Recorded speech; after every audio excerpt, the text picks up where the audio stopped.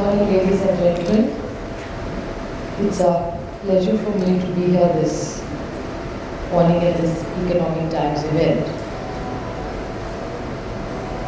I was just wondering what to say to such a special audience which is only working with people all the time, because the whole focus is on HR. And it was very interesting for me to hear the earlier two speakers in the panel, because we all were talking about people leaving organizations because of the opportunities that they have.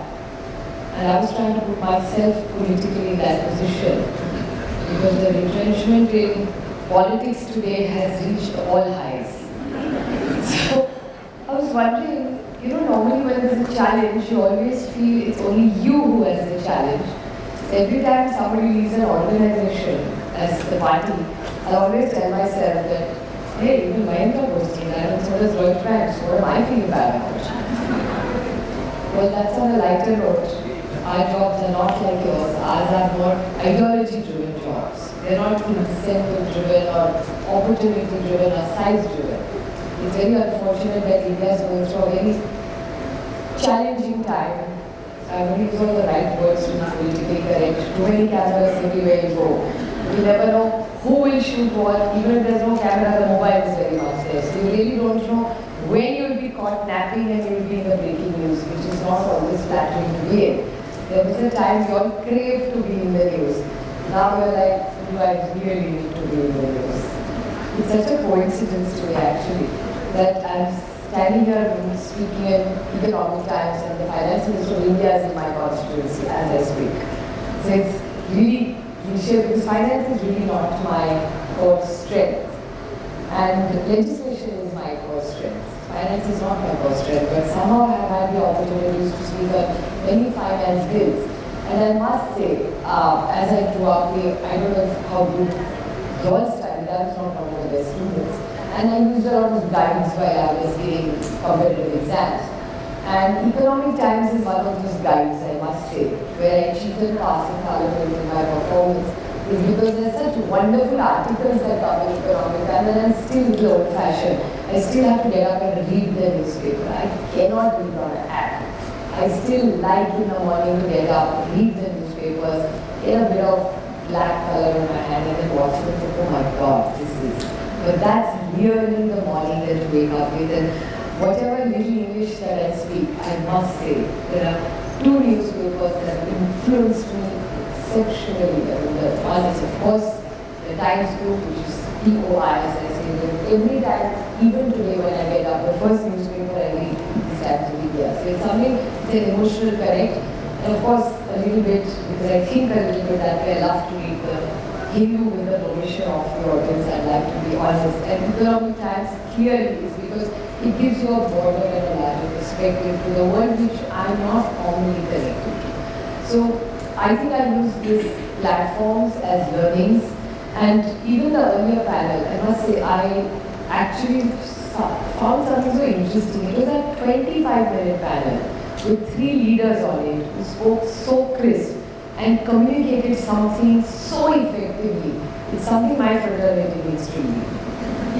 I mean, in 25 minutes, how come there are 3 leaders and the moderator and the crisp, clear messaging? I was just thinking, can you imagine if we work like this in Parliament, where would India be? We would send all of you all on the moon and back.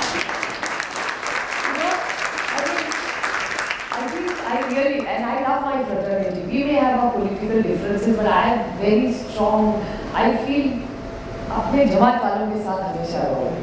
जो भी है हम हैं. We are all one.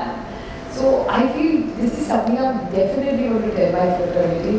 That unless we love each other, we love ourselves so much that we just love to hear ourselves. That also could be. Because the first thing I asked her, I didn't get your name. Zenia. Asked Zenia, how long do I have? So she said 15 minutes. I almost had pictures in my stomach. I'm like, in 15 minutes I have to put so many things together.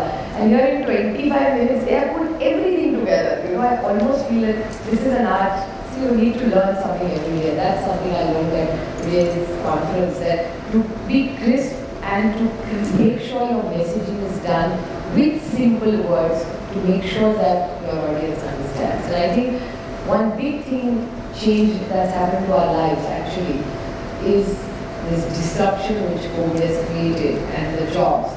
Well, I'm a human person, so I hate online. Like when he said, and I think Arvind said that, I like home office. I'm like, no, I don't want to stay. No, I want to be all out. I want a home and I want an office. So I think what we are really going through, there are 5 quick points I'd like to make about COVID, jobs, HR, and the way forward about labor reforms. India is going through a very challenging time about labor reforms. If I'd like to put it as diplomatically correct, it's your versus us right now. Because everybody sitting here in this room feels that we really need a lot of reforms because I think we indulge our labor too much. I am a confused person between socialism, capitalism, rabiism, which is the new word, is rabies become popular in this country now.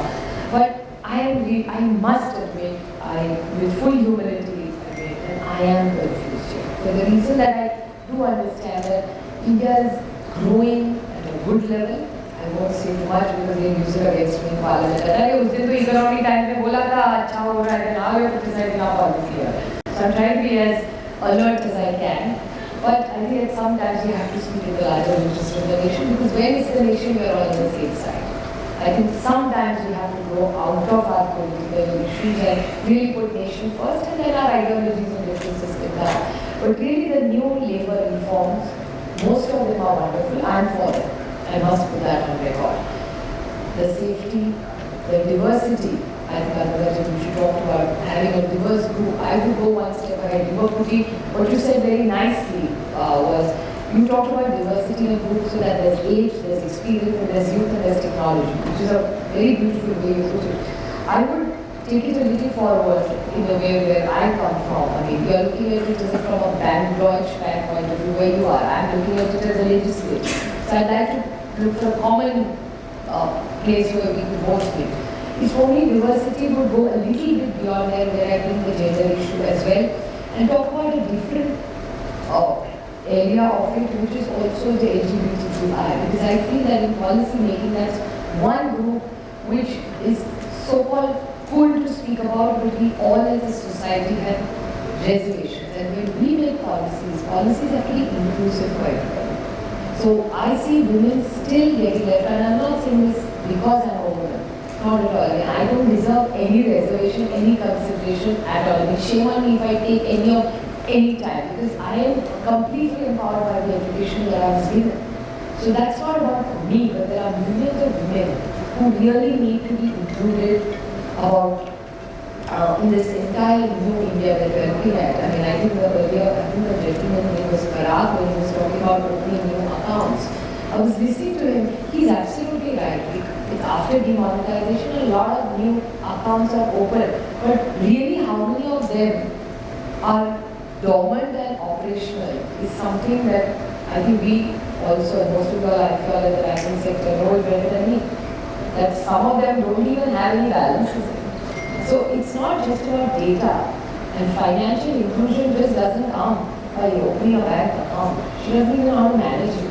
And nowadays, with the amount of cost of using the bank, after some time we say, कहाँ से bank में रखता है? ज़्यादा पैसा तो पैसा डालने और खुद का पैसा डालो और निकालो उसमें नहीं जा रहा है. Because every time you give it, the cost of banking has become exponentially high.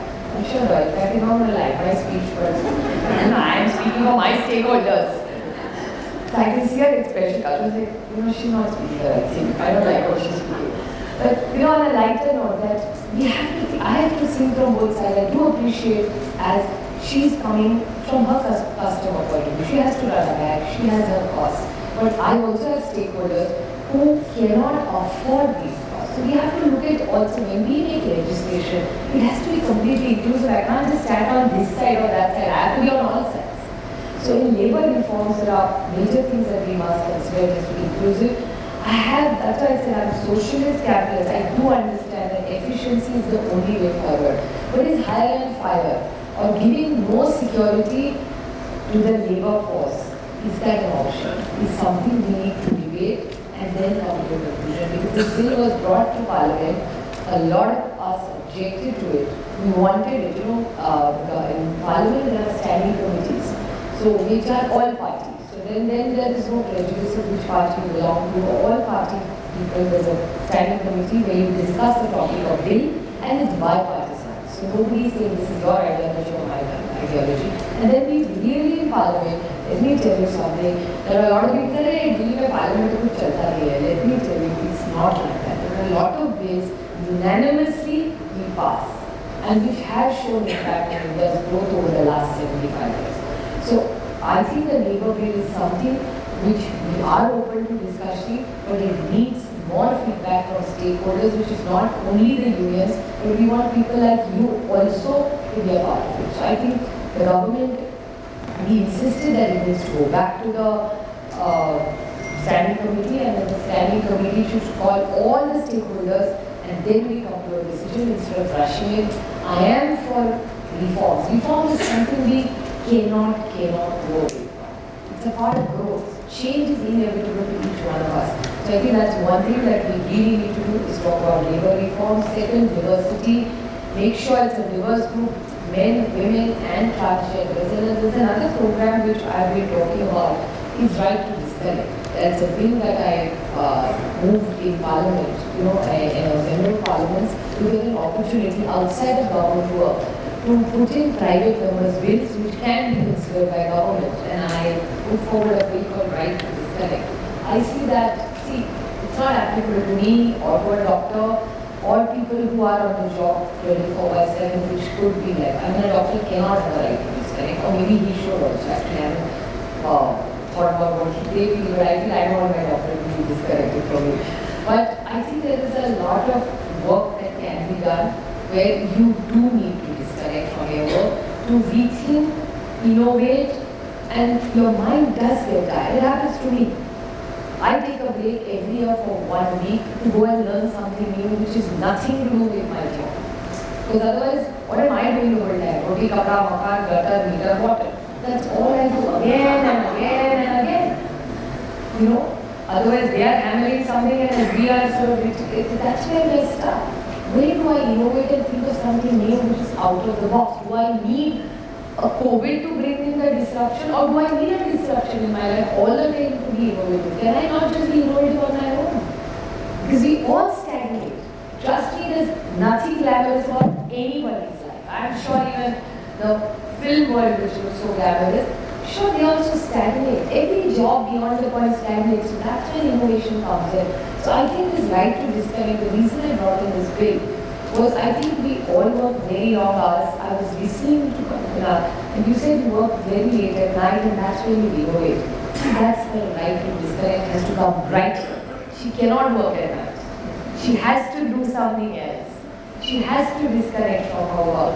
Because it becomes, I need that life. I know both my children have gone abroad to their masters now. So I'm almost, I have all the time in the world now, which my kids used to take. So I'm constantly working. But then I'm stagnating. Sometimes I feel like burnout and I'll never be able to deliver superior results because I've stopped thinking. I'm just reacting to a situation. You cannot react to anything. I was just watching this whole debate and I said, you have to be quick, respond. We have to respond, we don't have to react. What has happened to us is even we do that all the time. There is something which you know better than me, because you're all in the management game much better than me. This is what I have started doing. Actually, I'm a life coach. Because I realized that I was getting so caught in what I was doing, I needed somewhere where I stop. Do I think? Do I evaluate? And then I respond. So, Supriya, when something comes to you, first pause, think about it. Evaluate it. And then respond. Why do I have to react to it? So I think this is one thing that I am going through my own journey while I'm working with my peers, looking at legislation, even when I'm doing this labor laws. The first thing is, bill hai, hum to kuch nahi karenge, inka virodh karenge. There are a lot of good things in the bill. And can we have a better environment in India to work? You notice when you go abroad, this right to disconnect. I talk to our doctors. A friend of mine, you write here, and Samit Alva is a doctor here, I see him in the audience.